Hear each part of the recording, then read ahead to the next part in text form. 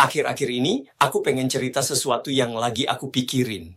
Apalagi di Jepang, aku lihat orang-orang peduli banget sama keseimbangan. Tubuh dan pikiran, kerja dan istirahat, diri sendiri dan orang lain. Bagus banget. Itu bikin budaya sini kaya. Tapi aku sadar satu hal. Walau hidup terlihat sempurna, sehat, pekerjaan stabil, keluarga kuat, masih ada rasa hampa. Kayak puzzle yang hilang 2 keping. Gambarnya kelihatan, tapi nggak lengkap. Aku sebut ini 2 keping yang hilang.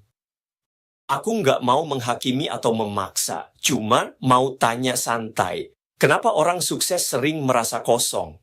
Kenapa medis modern, sehebat apapun, nggak bisa memperbaiki semuanya? Menurutku, karena kita coba bangun hidup cuma pakai sebagian blueprint. Kita punya alat buat sehat, ide buat tenang, tapi bagian dalam kita gimana? Bagian yang nanya, kenapa aku di sini? Atau apakah aku penting? Disitulah Injil masuk. Bukan agama buat diikuti, tapi cerita yang jawab pertanyaan terdalam kita. Cerita tentang cinta, tujuan, dan penyembuhan. Bukan cuma tubuh atau pikiran, tapi jiwa. Jadi hari ini, yuk kita lihat keping yang hilang itu. Santai aja, penasaran aja. Mungkin wellness itu lebih luas dari yang kita kira. Kamu tahu rasanya kan? Kita jalani hari-hari seperti rutinitas, lakukan yang diharapkan. Tersenyum saat harusnya tersenyum. Tapi di dalam ada pertanyaan kecil. Ini aja ya. Kita kejar sukses. Coba jadi orang baik. Peduli sama orang lain. Tapi tetap ada yang terasa kurang. Kayak hidup setengah-setengah. Pakai topeng, aku baik-baik aja. Padahal hati bilang, sebenarnya enggak. Di Jepang, ada kebijaksanaan mendalam tentang harmoni dan keseimbangan. Menemukan ini alasan hidupmu. Tapi, apa jadinya kalau alasan itu terasa jauh? Kalau jalan ke depan nggak jelas? Ini bukan kelemahan, bukan kegagalan. Semua orang pernah merasakannya. Kerinduan diam itu lebih damai, lebih bermakna, lebih terkoneksi. Mungkin kerinduan itu lagi mencoba bilang sesuatu. Bukan masalah yang harus diperbaiki, tapi pintu untuk dilewati. Tanda ada sesuatu lebih dalam yang menunggu ditemukan. Aku nggak punya semua jawaban. Tapi aku menemukan sesuatu yang bicara ke rasa sakit itu. Nggak cuma menambal permukaan, tapi sampai ke jiwa. Oke, ini mungkin kedengaran agak mengejutkan. Kamu tahu, mungkin jawaban untuk rasa sakit dalam itu bukan soal usaha lebih keras, bukan soal memperbaiki diri, bukan soal lebih sukses, tapi soal sesuatu yang udah terjadi lama sekali. Sekitar 2000 tahun lalu, seorang pria bernama Yesus melakukan sesuatu yang aneh. Dia bilang bisa menanggung beban yang kita rasakan semua. Rasa bersalah, malu, takut nggak cukup baik. Dan dia nggak cuma ngomong, dia bertindak, memilih mati, bukan sebagai korban, tapi sebagai hadiah. Terus, dia hidup kembali.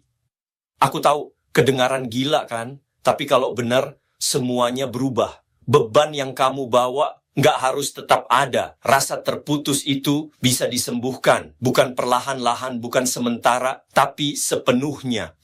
Yesus menawarkan awal baru. Bukan buku aturan baru, bukan tekanan baru, cuma hadiah, lembar baru, awal yang baru. Kamu nggak perlu usaha dapetin, nggak perlu pura-pura lagi. Kamu cuma terima. Saat orang merasakan hadiah dari Yesus, sesuatu berubah. Rasanya kayak ransel berat tiba-tiba hilang. Mereka bilang akhirnya bisa bernapas. Bukan cuma fisik, tapi jauh di dalam hati. Tekanan kecil itu yang bilang, kamu nggak cukup, mulai memudar. Ada damai, bukan hari sempurna, bukan sukses instan, tapi damai yang bertahan, walau hidup sulit.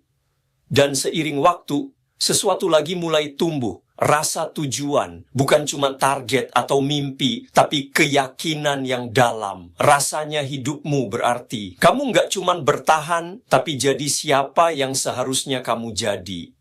Seperti menemukan ikigai sejati. Bukan cuma apa yang kamu jago, bukan cuma apa yang orang harapkan, tapi alasan kamu diciptakan, alasan hatimu berdetak. Ini bukan soal agama. Ini soal hubungan, soal dimengerti, dicintai, dibebaskan. Dan itu nggak berakhir saat hidup berakhir. Damai itu, tujuan itu bertahan, melewati dunia ini, memberi harapan yang tak pudar. Loh, aku tahu ini mungkin terasa baru, bahkan aneh. Tapi kalau hatimu penasaran, terus dengarkan. Masih banyak yang bisa dijelajahi, dan kamu nggak sendiri. Mari kita ngobrol soal sesuatu yang semua orang hadapi. Nggak peduli kamu tinggal di mana, nggak peduli seberapa baik kamu merawat diri. Aku ngomongin tubuh kita, kesehatan kita, batas kita. Jepang memimpin dunia dalam umur panjang. Orang di sini hidup lama, itu patut dirayakan. Tapi bahkan di sini orang tahu frustrasi masalah tubuh, penyakit yang dokter nggak bisa jelasin, kondisi yang nggak hilang, sakit yang obat nggak bisa sembuhin, dan tentu penuaan, penurunan lambat yang nggak bisa dielakkan, sulit, melelahkan, dan ya kadang terasa nggak adil. Tapi ada hal menarik. Dulu, nenek moyangmu percaya kesehatan nggak cuma soal fisik. Tubuh dan jiwa saling terhubung. Mereka tahu kedamaian di dalam bisa memengaruhi tubuh. Dan sekarang, kedokteran modern mulai setuju. Stres memengaruhi jantung. Kesepian melemahkan sistem imun. Kedamaian bantu penyembuhan. Jadi, bagaimana kalau perjuangan fisik kita bukan kebetulan? Bagaimana kalau itu bagian dari gambaran lebih besar? Bagaimana kalau itu terkait dengan rasa putusnya hubungan di dalam diri kita? Aku tahu ini mungkin terdengar mengejutkan, tapi Yesus yang sama, yang bicara soal cinta dan pengampunan, juga menghadapi sakit yang nyata. Dia nggak menghindari penderitaan, dia masuk ke dalamnya. Tulisan lama bilang, dengan lukanya kita disembuhkan. Itu klaim yang berani, tapi ini bukan cuma kata-kata. Di seluruh dunia, orang mengalami kesembuhan. Beberapa pulih dengan cara yang dokter nggak bisa jelasin. Nggak semua orang, nggak setiap waktu, tapi cukup untuk bikin kita berhenti dan mikir. Cukup bikin kita bertanya-tanya. Aku nggak bilang ini buat memaksa kamu. Aku bilang karena ini memang terjadi dan pantas dipikirkan. Di Jepang, harmoni itu penting. Antar manusia, antar alam dan kehidupan, antar tubuh dan jiwa. Jadi, coba pikirkan.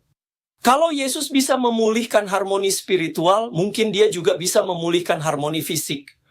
Bukan sebagai perbaikan cepat, bukan jaminan, tapi sebagai hadiah, undangan yang tenang. Kesembuhan bisa datang dalam banyak bentuk, kadang lewat obat, kadang lewat kedamaian, kadang lewat doa.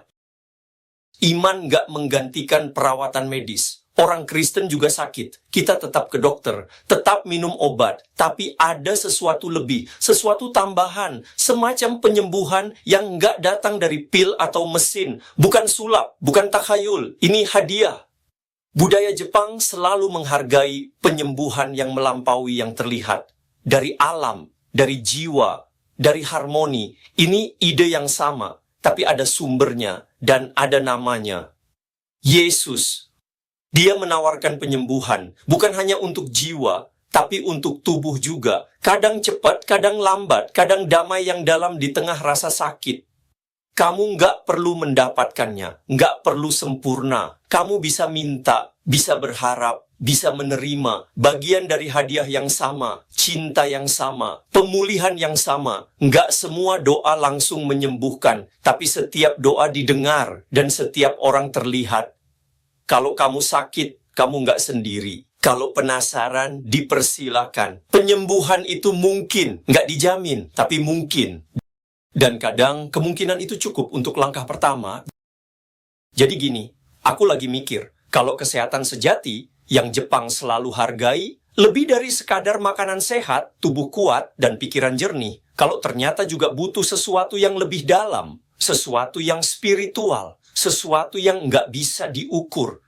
Kamu nggak perlu ngerti semuanya sekarang, nggak perlu jadi religius. Kamu bisa coba, bisa tanya, bisa jelajahi. Banyak orang sudah melakukan itu diam-diam pribadi. Dan mereka menemukan kesembuhan, nggak cuma di tubuh, tapi juga di hati, di cerita mereka, di rasa berharga diri mereka. Kamu mungkin mikir, aku nggak yakin percaya semua ini. Nggak apa-apa, rasa penasaran saja cukup. Kamu nggak butuh kepastian untuk mulai. Kalau ini menyentuhmu, Aku senang bisa bantu kamu terhubung dengan orang yang sudah jalanin ini. Orang yang ngerti budaya Jepang. Orang yang nggak bakal memaksa, hanya berjalan bersamamu. Kamu bisa santai, bisa tanya, bisa diam. Kamu diterima bagaimanapun. Dan kalau kamu siap coba, ini satu cara mulai. Tuhan, kalau ini nyata, jadikan ini permulaan. Itu saja, nggak ada rumus, hanya bisikan, satu langkah kecil, dan mungkin, cuma mungkin, disitulah penyembuhan dimulai. Bagi sebagian orang, Tuhan itu seperti sahabat yang bijak dan penuh perhatian, yang selalu menemani perjalanan hidup mereka. Mungkin kamu juga ingin mengenalnya. Aku yakin pertemuan itu akan menjadi pengalaman yang sangat indah. Mari kita berdoa bersama. Tuhan Yesus, saya mengakui dosa-dosa saya dan mencari pengampunan-Mu. Saya berpaling dari dosa-dosa saya dan mengundang Engkau masuk ke dalam hati dan hidup saya. Saya ingin percaya dan mengikut Engkau sebagai Tuhan dan Juru Selamat saya. Tolonglah saya untuk memahami kasih dan anugerah-Mu. Saya membutuhkan bimbingan untuk benar-benar mengubah hati saya dan memperbaharui pikiran saya. Bimbinglah saya untuk menyelaraskan tindakan saya dengan kehendak dan tujuan-Mu dalam hidup saya. Dalam nama Yesus, amin.